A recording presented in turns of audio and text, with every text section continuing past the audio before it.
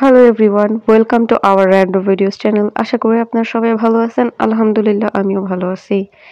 এই ভিডিওটা ছিল শুক্রবারে আপলোড করতে পারি নাই, মানে কাজে ব্যস্ত ছিলাম। তো শুক্রবারে কি রান্নাবান্না করলাম সেটাই আজকে আপনাদের সাথে শেয়ার করব। প্রথমে আমি এখানে একটু টমেটো চাটনি করে নিতেছিলাম। যেহেতু শীতকালে আরকি টমেটো আরকি খুব কম দাম হয়। তো টমেটোর চাটনিটা বেশি খাওয়া পড়ে। গরমকালে যেই দাম হয় টমেটোর, খাওয়া তো দূরের কথা, চোখে দেখতে পারি না। আমাদের মতো মধ্যবিত্ত পরিবারের মানুষ আরকি সামাল দিতে পারে না এত দাম দর জিনিস।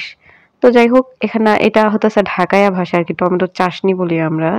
তো টমেটোর চাটনি করে নিতেছিলাম। আমার ঘরে ছিল না শুকনো মরিচ। আমি কাঁচা মরিচ দিয়ে কাজ চালাই দিতে চাইছিলাম। বাট পরে সামহাউ কোনোভাবে ম্যানেজ করে আমি দেই।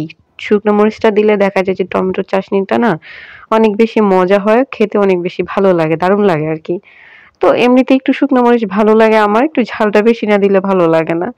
তো যাই হোক, একদম ঝাল করে একটা টমেটোর চাটনি করে নিছি। আর দেখাবো আপনাদেরকে। আর এখানে একটু করে নিছিলাম ফার্মের মুরগি, একটা সুন্দর করে ভুনা করে নিতেছিলাম। প্রথমে আমি হালকা করে ভেজে নিছি শুধু লবণ দিয়ে। তারপর অনেকগুলো পেঁয়াজ দিয়ে ভালো করে ভুনা করে নিতেছি। মাংসটা আপনার ঝরঝরা হবে না। মাংসটা গায়ে থেকে খুলে যাবে না।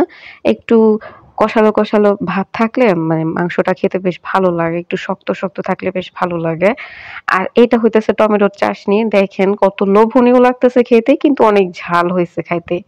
আরেকটা জিনিস কি, পোলাও ভাতের সাথে আমরা একটু ভর্তা-বাতি খাইতে অনেক বেশি পছন্দ করি। আমিও যেমন পছন্দ করি, আমার হাসব্যান্ডও তেমন পছন্দ করে। তো একটু ঝাল রাখার ট্রাই করি। সবসময় পারি না, বাট চেষ্টা করি আরকি রাখার জন্য। অনেক সময় দেখা যায় যে হয় না, কিন্তু চেষ্টা করি। তো এখানে এই যে টমেটো চাটনিটার ফাইনাল লুক। আর এটা হতেছে মুরগির মাংসটা হয়ে গেছে। আমি আলাদা করে একটা পাতিলে নামায় রাখছি। মুরগির মাংসের উপর আমি কেন জানি একটু শুকনো মরিচের গুঁড়া আরকি ছিটিয়ে দিয়েছিলাম, জানি না। তবে আলহামদুলিল্লাহ অনেক মজা হইছে। আর এটা হইতেছে টমেটোর ফাইনাল লুক। দেখেন কতটা লোভনীয়। আর তেল অনেক বেশি দিয়ে দিছে আমি জানি, কিন্তু তারপরেও খেতে অনেক মজা হইছে। আপনারাও কিন্তু এভাবে ট্রাই করতে পারেন বাসায়। আর যে যেখান থেকে দেখতেছেন আমার পেজটাকে লাইক ফলো করে দিবেন। ঠিক আছে? আর শেয়ার করে দিবেন, সাবস্ক্রাইব করে দিবেন প্লিজ। এটা আমার নতুন অ্যাকাউন্ট।